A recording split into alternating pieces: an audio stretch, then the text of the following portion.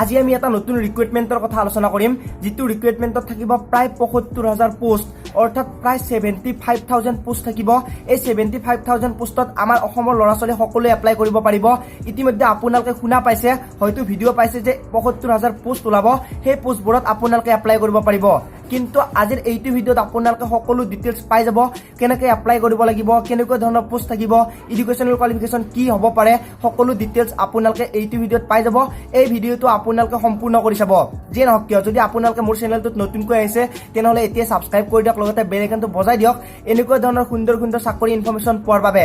যেহেতু এতিয়ালৈকে মুকলি হোৱা নাই মুকলি হ'ব বুলি কৈছে হয়তো আপোনালোকে বাতৰি কাকতটো পাইছে বাতৰি কাকতত প্ৰকাশ কৰিছে প্ৰায় ৭৫,০০০ পদ মুকলি হ'ব তাতে কেনেকুৱা ধৰণৰ পোষ্ট থাকিব বা এডুকেশনাল কোৱালিফিকেশন কেনেকুৱা হ'ব পাৰে সকলো কৈ আছো প্ৰথম পোষ্টটো থাকিব ৰেলৱে বিভাগত পোষ্ট ওলাব এই যি ৭৫,০০০ পোষ্ট ওলাইছে তাৰে কিছুমান ৰেলৱে বিভাগত ওলাব তাৰে আৰু কিছুমান ওলাব স্বাস্থ্য বিভাগত অৰ্থাৎ হেলথ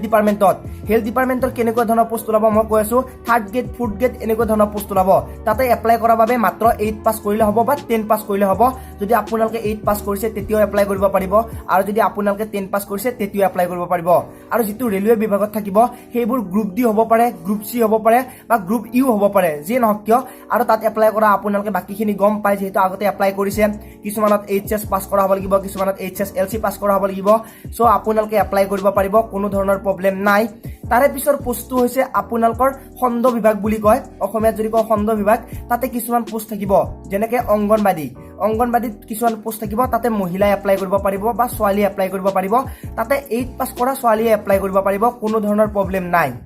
এতিয়া কথাটো হল পোষ্টটো কেনেকৈ এপ্লাই কৰিব যেহেতু এতিয়ালৈকে পোষ্টটো মুকলি হোৱা নাই মুকলি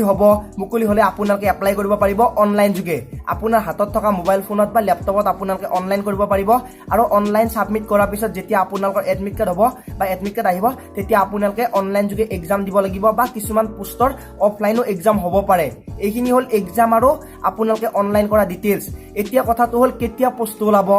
আৰু প্ৰায় দুমাহমান পিছত এনেকুৱা ধৰণৰ কিছুমান পোষ্ট ওলাব প্ৰায় 80,000 বা 70,000 পোষ্ট থাকিব সেইবোৰত আমাৰ অসমৰ সকলোৱে এপ্লাই কৰিব পাৰিব এইটো ভিডিও বনোৱাৰ এটাই কাৰণ যেহেতু আপকামিং জব আপোনালোকে এতিয়াতে প্ৰিপেয়াৰ হৈ থাকক যদি অংগনবাদীত এপ্লাই কৰিম বুলি ভাবিছে তেনেহলে আপোনালোকে পঢ়ি থাকক যদি আপোনালোকে ৰেলৱে বিভাগত এপ্লাই কৰিম বুলি ভাবিছে তেনেহলে পঢ়ি থাকক এতিয়া কথাটো হল আপোনালোকে পোষ্টবোৰ ওলালে কেতিয়া গম পাব কেনেকৈ গম পাব আপোনালোকক এটা অফিচিয়েল ৱেবছাইট দি দিছো এতিয়া যদি সেই ৱেবছাইটত সোমাই যায় তেনেহলে আপোনালোকে সকলো চাকৰি ডিটেইলছ অসমীয়াত পঢ়িব পাৰিব সকলো চাকৰি ইনফৰমেশন আপোনালোকে অসমীয়াত পাব সো আপোনালোকে সেই যেটো ৱেবছাইট দিছো সেই ৱেবছাইটটোত ভিজিট কৰি থাকিব ৱেবছাইটটোৰ নামটো মই লিখি দিছো www.assamjobwork.in বুলি আপোনালোকে সাৰ্চ কৰিলে পাই যাব সেইটোত অসমীয়াত সকলো আপোনালোকে জব ইনফৰমেশন পাই থাকিব আৰু যদি আপোনালোকৰ কিবা চাকৰি ৰিলেটেড ইনফৰমেশন সুধিব বিচাৰে তেনেহলে মোক ইনষ্টাগ্ৰামত ফলো কৰিব পাৰে আৰু লিংকটো ডেসক্ৰিপচনত দি আছে আপোনালোকে যি কোৱেশ্চন আছে যি মেছেজ আছে কৰিব পাৰে মই ৰিপ্লাই কৰিম আজিলৈ ইমানে পুনৰ লগ পোৱাৰ আশাৰে মই জিতু মনি জয় আই অসম।